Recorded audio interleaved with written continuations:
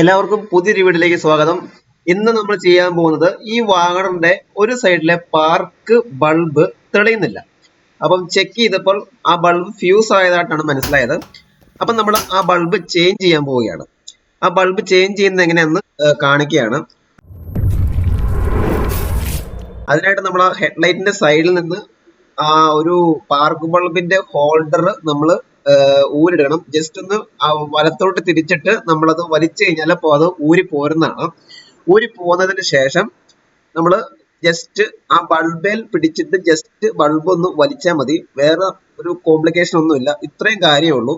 അതാണ് ബൾബ്. ആ ഒരു ബൾബായിട്ട് തന്നെ നമുക്ക് മേടിക്കാൻ കിട്ടുന്നതാണ്. ഇതാണ് ആ ബൾബ്. ഈ രണ്ട് ബൾബിനും കൂടി 15 രൂപയാണ് വിലയായി വന്നിരിക്കുന്നത്.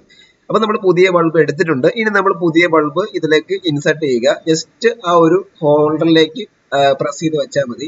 ഇനി നമുക്ക് ഇത് വർക്ക് ആവുമെന്ന് നോക്കാം. ഓൺ ആയിട്ടുണ്ട്, അടിപൊളിയായിട്ട് വർക്ക് ആയിട്ടുണ്ട്. അപ്പൊ ബൾബ് ഫ്യൂസ് ആയി എന്നുള്ളൊരു കംപ്ലൈന്റ് ആയിരുന്നു ഇതിനുണ്ടായിരുന്നത്. ഇനി നമ്മൾ തിരിച്ച് അതേപടി ഹെഡ്ലൈറ്റിന്റെ ആ ഒരു ഭാഗത്തേക്ക് ഫിറ്റ് ചെയ്ത് വെക്കുക. നമ്മൾ ആദ്യമേ ഒരു ലോക്ക് സിസ്റ്റമാണ്. ജസ്റ്റ് ആദ്യമേ കയറ്റി വെച്ചതിന് ശേഷം വലത്തോട്ടോ ഇടത്തോട്ടോ ഒന്ന് തിരിക്കുക. അപ്പോൾ അതവിടെ ലോക്ക് ആയിട്ടിരിക്കുന്നതാണ്. ഇത്രയും സിമ്പിൾ പരിപാടിയാണ് ഇത് ചെയ്യാനായിട്ട്.